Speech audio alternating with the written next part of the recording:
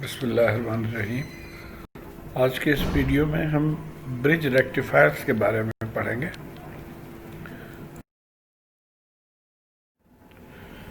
तो ये है ब्रिज सर्किट, और इसका नाम ब्रिज क्यों पड़ा ये मुझे सही नहीं पता, लेकिन मैं गेस ये कर रहा हूँ कि अगर इसको हम रीड्रॉ करें तो इस तरह से ये ड्रॉ हो जाएगा। और ये बीच में जो लाइन है ये ब्रिज की तरह है, जैसे आप ये देखिए दो बिल्डिंग्स के दरमियान एक ब्रिज है, तो इसलिए शायद इसको ब्रिज रेक्टिफायर कहते हैं। जब आप लैब में ड्रॉ करते हैं तो ये इंडिविजुअल डायोड्स आप लेके ड्रॉ करते हैं, लेकिन प्रैक्टिकल सर्किट्स में इस तरह के आईसी अब अवेलेबल हैं, तो इस तरह के आईसीज के अंदर ही ये चार डायोड मौजूद हैं, तो इनको यूज़ किया जाता है। तो आइए हम ब्रिज रेक्टिफायर की वर्किंग को समझते हैं। ये इनपुट सिग्नल है, आमतौर पे जो हमारे घरों में है 220 वोल्ट, उसको ट्रांसफार्मर के ज़रिए से कम करके हम 12 वोल्ट पीक ले आते हैं या 18 वोल्ट पीक ले आते हैं। तो ये लो वोल्टेज है और इसको हम अप्लाई करते हैं ये हमारे जो ब्रिज रेक्टिफायर सर्किट है उसके क्रॉस। अब आसानी से समझने के लिए मैंने यहाँ पे इनको टर्मिनल्स को ABCD मार्क कर दिया है, जैसे यहाँ पे है, ये देखिए ABCD मैंने अपनी तरफ से इसको मार्क कर दिया। और अब आप इसके डायोड कंडक्शन को समझने के लिए इस चीज़ को सिर्फ आप जहन में रखें कि diode will conduct if anode is positive. तो सिर्फ एक सिरे को आपने देखना है।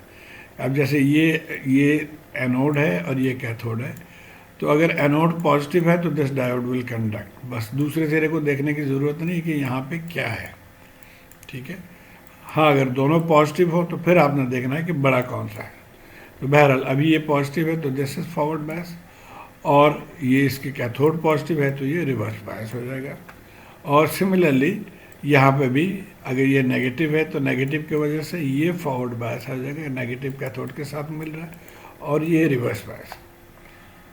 तो अब आइए हम इनपुट अप्लाई करते हैं। पॉजिटिव हाफ साइकिल को पहले हम ले लेते हैं, और जब हम पॉजिटिव हाफ साइकिल लेंगे तो जैसे मैंने बताया अभी कि ये फॉरवर्ड बायस हो गया और ये भी फॉरवर्ड बायस, और ये दोनों रिवर्स बायस, तो इनको हमने ओपन कर दिया, फॉरवर्ड बायस वाले को हमने शॉर्ट कर दिया। अब इसमें से हम करंट लेके चलते हैं कि करंट डायरेक्शन क्या है। ये देखिए पॉजिटिव टर्मिनल से हम करंट लेके चल रहे हैं, और ये यहाँ पे है, उसके बाद ये रास्ता चूँकि बंद है तो ये इस रास्ते से करंट फ्लो करेगी, और फिर यहाँ से ये करंट का रास्ता हो गया। तो इससे हम एक नतीजा निकाल सकते हैं कि जो जहाँ पे करंट एंटर, ये आपको पता होना चाहिए कि करंट जहाँ पे भी एंटर करे रजिस्टर में वो टर्मिनल पॉजिटिव होता है, तो इसको हमने पॉजिटिव मार्क कर लिया, और जहाँ से लीव करे वो नेगेटिव। तो इसका मतलब है कि ये B टर्मिनल पॉजिटिव है और C टर्मिनल नेगेटिव है। अब इसको ज़रा हम नीट करके ड्रॉ कर लेते हैं। हमने यहाँ क्या किया कि इसको खींच के ऊपर ले गए, और ये दोनों देखिए सेम है तो इनको हमने मिला दिया, तो ये यहाँ पे हम आ गए डायरेक्ट B के ऊपर। इसी तरह ये BC वाला टर्म ये हो गया, और CD भी शॉर्ट है तो उनको भी मिला दिया, तो ये सर्किट बन गया। अब वोल्टेज हमने अप्लाई किया, करंट यहाँ से फ्लो कर रही है, और पोलैरिटी B वाज पॉजिटिव, तो हमने ऊपर वाले को पॉजिटिव मार्क किया और C को नेगेटिव मार्क कर लिया। तो इसका मतलब ये है कि आउटपुट वोल्टेज वही होगा जो इनपुट, क्योंकि इनपुट में ये पॉजिटिव है और आउटपुट में भी पॉजिटिव है, तो ये हमारा आउटपुट आ गया for the positive half cycle. अब आइए हम नेगेटिव हाफ साइकिल को देखते हैं। ये आपके रेफरेंस के लिए मैंने रिप्रोड्यूस कर दिया जो पिछले स्लाइड से। तो नेगेटिव हाफ साइकिल अब हम अप्लाई कर रहे हैं। अब यहाँ देखिए कि ऊपर नेगेटिव मैंने लिख दिया और नीचे पॉजिटिव लिखा। पहले ऊपर पॉजिटिव था और यहाँ नेगेटिव नीचे। तो अब इस नेगेटिव हाफ साइकिल का इन डायोड्स पे क्या असर पड़ेगा। और जैसे पहले हमने देखा था कि सिर्फ एक टर्मिनल को देखना है आपने, जैसे यहाँ नेगेटिव है तो नेगेटिव से इन दोनों में से कौन सा फॉरवर्ड बायस हुआ। तो ये देखिए नेगेटिव इस नेगेटिव को टच कर रहा है, या कैथोड को टच करने से ये फॉरवर्ड हो जाएगा, और जाहिर है ये रिवर्स है। सिमिलरली यहाँ से पॉजिटिव को लेके चलते हैं, तो ये पॉजिटिव का एनोड को टच करने से ये फॉरवर्ड हो जाएगा और ये रिवर्स। तो ये अब हमने इसको रीड्रॉ कर लिया। ये देखिए ये फॉरवर्ड है और ये भी फॉरवर्ड है और ये दोनों रिवर्स है। अब यहाँ हम करंट लेके चलते हैं, पॉजिटिव टर्मिनल से करंट लेके चल रहे हैं। जहाँ पे रजिस्टर को पहले करंट टच करे वो पॉजिटिव हो जाएगा, तो हमने पॉजिटिव लिख दिया, और ये नेगेटिव और ये रास्ता। अब इसको हम ज़रा नीट करके रीड्रॉ कर लेते हैं। तो इसको हमने रीड्रॉ कर लिया। अब देखिए ये दोनों पॉइंट सेम है, ए और सी। यहाँ हम ए लिख सकते थे लेकिन सिर्फ सी लिखा मैंने, और सिमिलरली बी और डी भी सेम पॉइंट है, तो यहाँ सिर्फ बी लिखा, क्योंकि हमें इस पर इंटरेस्ट है बी और सी में। अब ये करंट डायरेक्शन होगा, नीचे पॉजिटिव है और ऊपर नेगेटिव है। अब हम इसके आउटपुट वोल्टेज को कैसे लिखेंगे, इसमें कन्फ्यूजन हो सकती है, तो इसलिए इसको ज़रा गौर से देखिए। एक तरीका तो ये है कि हम कहें कि जी फ़र्ज़ करें यहाँ नेगेटिव 10 वोल्ट है, तो और तो कोई रजिस्टर नहीं है, तो आउटपुट में भी नेगेटिव 10 होना चाहिए। हमारे केस में यहाँ नेगेटिव वीएम है, तो आउटपुट में भी नेगेटिव वीएम होना चाहिए। लेकिन इस आउटपुट का नाम क्या होगा, इसको वी ओ, और हम ऊपर से नीचे चलते हैं एक्चुअली जब भी आप नाम लेते हैं, तो ये हम लिख रहे हैं V O C B. V O C B हम इसको हम कहेंगे जी कि माइनस वी एम है।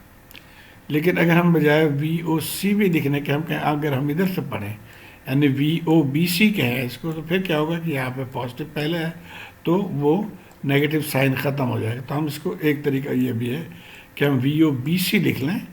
We O B C peak जो है वो पॉजिटिव होगा, क्योंकि यहाँ पहले बी पॉजिटिव है और सी नेगेटिव है।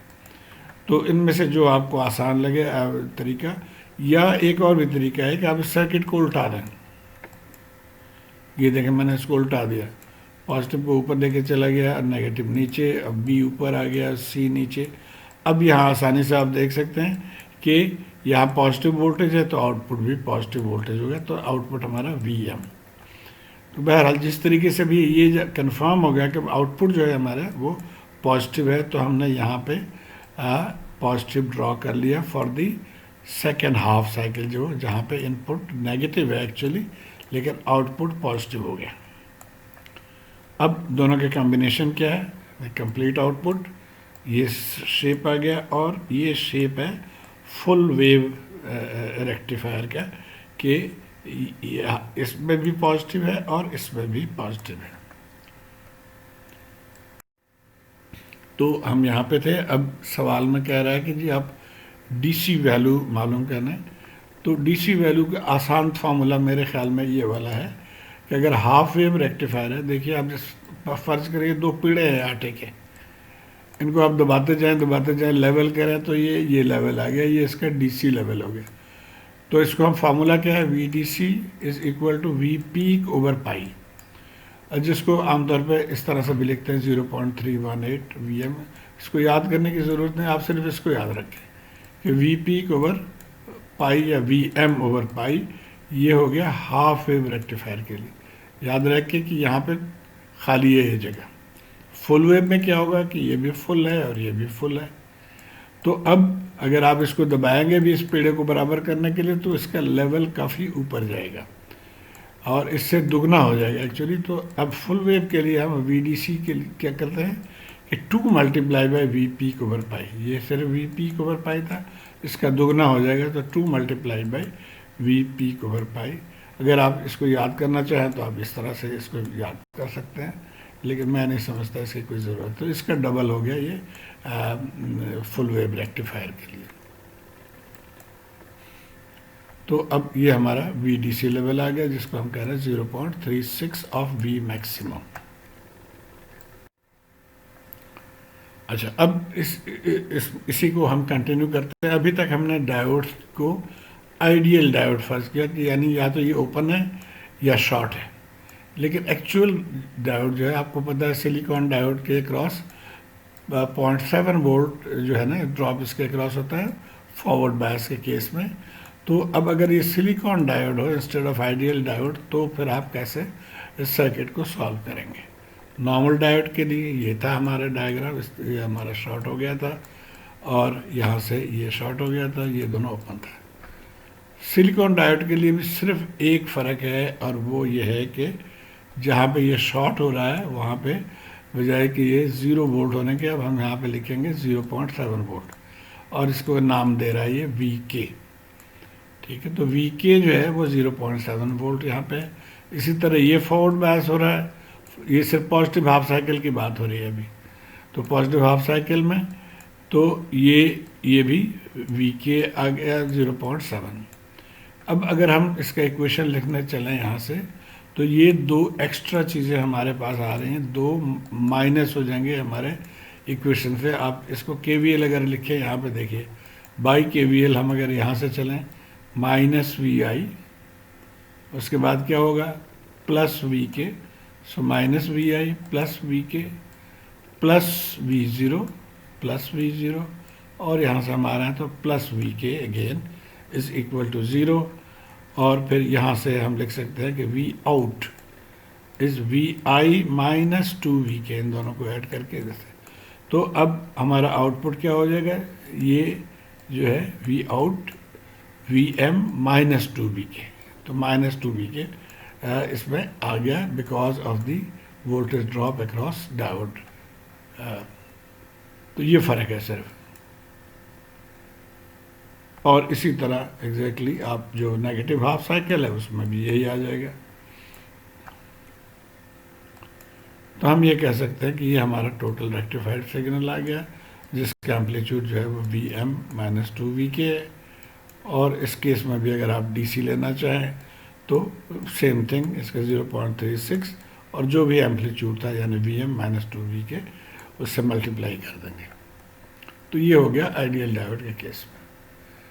अब एक और सिनेरियो है, एक और पॉइंट डिस्कस करना है, इसको कहते हैं peak inverse voltage. Peak inverse voltage होता क्या है कि जब आप जैसे ये हमने पॉजिटिव वोल्ट यहाँ पे दिया, ये शॉर्ट है, ये शॉर्ट है, ये ओपन हो गया, ये ओपन हो गया। इसी को अगर हम इस तरह से ड्रॉ करके देख लें तो ये दोनों तो शॉर्ट हो गए, लेकिन ये ओपन है, यानी डायोड यहाँ पे मौजूद है, नॉट कंडक्टिंग। तो अब इसके ऊपर प्रेशर किस चीज़ का पड़ रहा है, ये जो पॉजिटिव वोल्टेज है वो इसके ऊपर प्रेशर डाल रहा है, तो इसको ये प्रेशर बर्दाश्त करना होगा। ये जो जब रिवर्स मोड में है तो उस वोल्टेज को जितना ये बर्दाश्त कर सके उसको हम कहते हैं पीक इनवर्स वोल्टेज। और ये सर्किट डिज़ाइन करते वक्त आपको इसको जहन में रखना चाहिए। और यहाँ पे मैं एक मिसाल दे रहा हूँ आपको। अब हमारे इस केस में पीक इनवर्स वोल्टेज कितना है कि मैक्सिमम वी एम यहाँ पे अप्लाई हो रहा है, तो पीक इनवर्स वोल्टेज जो है वो वी एम से बड़ा होना चाहिए, बड़ा ही होगा, इससे छोटा नहीं होगा। तो ये अब एक मिसाल देखिए, ये जनरल इसकी स्पेसिफिकेशन है डायोड 11401 से लेके 407 तक, और इनके यहाँ पे ये नाम पीक रिपीटेटिव रिवर्स वोल्टेज कह रहा है, विच इज सेम। तो ये 401 में मैक्सिमम 50 वोल्ट है, यानी यहाँ पे इनपुट सिग्नल जो है मैं पॉजिटिव मैक्सिमम 50 तक ये बर्दाश्त करेगा। 50 से जब ऊपर जाएंगे तो ये धमाका कर जाएगा, उड़ जाएगा ये, ठीक है। और इसी तरह अगर आपको ज़्यादा वोल्टेज लेना है तो 402 ले लें, 100 वोल्ट, ये 200 वोल्ट, और यहाँ 007 जो है वो 1000 वोल्ट तक ये बर्दाश्त कर सकता है। तो this is just for your knowledge. Okay, अब एक एग्जांपल जो बुक में सॉल्व है, हम सिर्फ उसको समझने की कोशिश करेंगे। ये सर्किट है, 10 वोल्ट पीक है यहाँ पे, और यहाँ जो फ़र्क है पिछले से कि देखिए अब यहाँ पे डायोड नहीं है, यहाँ पे 2 रजिस्टर डाल दिया उसने, और सिर्फ ये 2 डायोड्स हैं। तो हम टेक्निक वही हमारा होगा, ये देखिए यहाँ पे भी मैंने वो पोलैरिटी मार्क कर ली है ABCD। अब जब हम 10 वोल्ट यहाँ पे अप्लाई कर रहे हैं तो क्या हो रहा है, यहाँ पे देखिए ये फॉरवर्ड हो जाएगा और ये रिवर्स, तो ये फॉरवर्ड और ये रिवर्स ओपन कर दिया हमने, बाकी रेजिस्टेंस में कोई तब्दीली नहीं होगी। तो अब ये हमारा पॉजिटिव हाफ के लिए सर्किट कुछ इस तरह से बन गया। अब ये देखिए ये 2 पॉइंट शॉर्ट हो गए, सेम पॉइंट है, तो इसको अगर हम रीड्रॉ करना चाहें इस सर्किट को, तो उसके लिए हमने इसको पहले बिल्कुल ख़त्म कर दिया ताकि आसानी से हमें समझ में आ जाए कि ये सर्किट है। अब यहाँ पे देखिए 2 रास्ते हैं, जो करंट यहाँ से एक रास्ता ये हो गया और दूसरा रास्ता ये हो गया। तो इसको रीड्रॉ हम कर लेते हैं इस तरह से। देखिए ये लेफ़्ट वाला जो है वो ये यहाँ से गए B से C और C से D, बी से सी और सी से डी, और ये राइट वाला रास्ता हो गया जो बी डी डायरेक्ट है। हमें इस वोल्टेज में इंटरेस्ट है, वी आउट। तो अब अप्लाई हम कितना कर रहे हैं, 10 वोल्ट, और ये देखिए 2 रेजिस्टर में डिवाइड हो रहा है, और उसके बाद एक के क्रॉस सिर्फ ले रहे हैं, तो 10 का आधा आप जो है 5, वो आप डायरेक्टली निकाल सकते हैं, या आप बाय वीडीआर कर लेंगे, 10 divided by 2K, 2K multiply by 2K, तो 5 वोल्ट आ गया इसके अक्रॉस V0। तो हमने इस तरह से ड्रॉ कर लिया, और यहाँ पे ख्याल रखें आपने इसको 5 वोल्ट लिखना है 10 वोल्ट की जगह पे। तो ये फर्स्ट हाफ के लिए होगा। Second half exactly same, second half हम ले रहे हैं, यहाँ ऊपर नेगेटिव साइन डाल दिया, इधर पॉजिटिव डाल दिया, नेगेटिव की वजह से ये फॉरवर्ड हो जाएगा और ये रिवर्स हो जाएगा। तो रीड्रॉ कर लेते हैं, ये फॉरवर्ड कर लिया हमने, ये रिवर्स कर लिया। अब यहाँ पे भी बिल्कुल उसी तरीके से कि ये दोनों तो एक पॉइंट हो गए, अब ये एक रास्ता है राइट साइड से और ये शॉर्ट रास्ता है, तो इसको भी हम ड्रॉ कर लेते हैं डायग्राम। तो ये शॉर्ट रास्ता हो गया और ये हमारा जो दोनों का है कॉम्बिनेशन। हमें इंटरेस्ट किस में है, बी सी यानी V0 में, बी और सी के दरमियान जो वोल्टेज है इसमें इंटरेस्ट है। यहाँ पे भी एग्जैक्टली वही तरीका कि बाई वोल्टेज डिवीजन हम निकाल लेंगे। तो ये देखिए, अब जहन में रहे करंट फ्लोइंग पॉजिटिव टर्मिनल से ऊपर की तरफ, तो ये नीचे पॉजिटिव है और ऊपर नेगेटिव है, इसको अपना जहन में रखना है। और जैसे हमने पिछले में देखा था, हम 2 तरीके से इसको कर सकते हैं। हम ये कह सकते हैं कि VCB यानी यहाँ से यहाँ वोल्टेज जो है वो क्या होगा कि ये -10 वोल्ट है यहाँ, और ये 2 हिस्से में डिवाइड हो रहा है, तो -10 divided by 2K, 2K multiply by 2K, तो -5 वोल्ट आ गई VCB। लेकिन हमें चाहिए VBC, हमें ये वोल्टेज चाहिए VBC, तो हम इसको डायरेक्ट यहाँ से लिख सकते हैं। अब VBC के जगह लिए हम इसको कह देंगे कि ये माइनस के बजाय हम प्लस लिखेंगे। और आप अगर यहाँ से आपको ये समझ आ रही है तो आप यहाँ से चलेंगे, अच्छा ये पॉजिटिव टर्मिनल है और इट इज़ डिवाइडिंग, तो ये पॉजिटिव 10 वोल्ट अगर यहाँ से देखेंगे तो positive 10 volt divided by 2 parts multiplied by 2K, तो तब भी ये 5 वोल्ट आ जाएगा। तो ये अब सेकेंड हाफ का आउटपुट जो है वो भी पॉजिटिव है, और इसके मैग्नीट्यूड जो है वो या मैक्सिमम वैल्यू 5 वोल्ट है।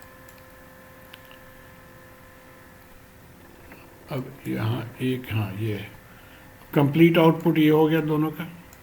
और ये चूँकि फुल वेव रेक्टिफायर है, तो आप फुल वेव रेक्टिफायर वाला फार्मूला इसमें लगा देंगे, 0636 इंटू 5 वोल्ट, तो ये हमारा DC वोल्टेज आ गया। तो उम्मीद है आपको ये समझ में आ गई होगी किस तरह से आप स्टेप बाय स्टेप चल के फुल वेव रेक्टिफायर के क्वेश्चंस को सॉल्व कर सकते हैं। शुक्रिया। हाँ, एक चीज़ यहाँ पे, the effect of removing 2 diodes from the bridge configuration is therefore to reduce the available level to half. अब ये जब आप ये 4 डायोड्स थे तो इसका पीक वोल्टेज VM यानी 10 वोल्ट के बराबर था, लेकिन जब हमने 2 डायोड कर दिए तो ये 3.1 आ गया, पहले 0.636 तो उसका आधा आ गया VDC, तो ये 3.1, क्योंकि ये 10 वोल्ट है तो 10 से मल्टीप्लाई कर रहे हैं, इसको भी 10 से मल्टीप्लाई कर देंगे तो ये 6.36 हो जाएगा, यहाँ पे 3.18। शुक्रिया।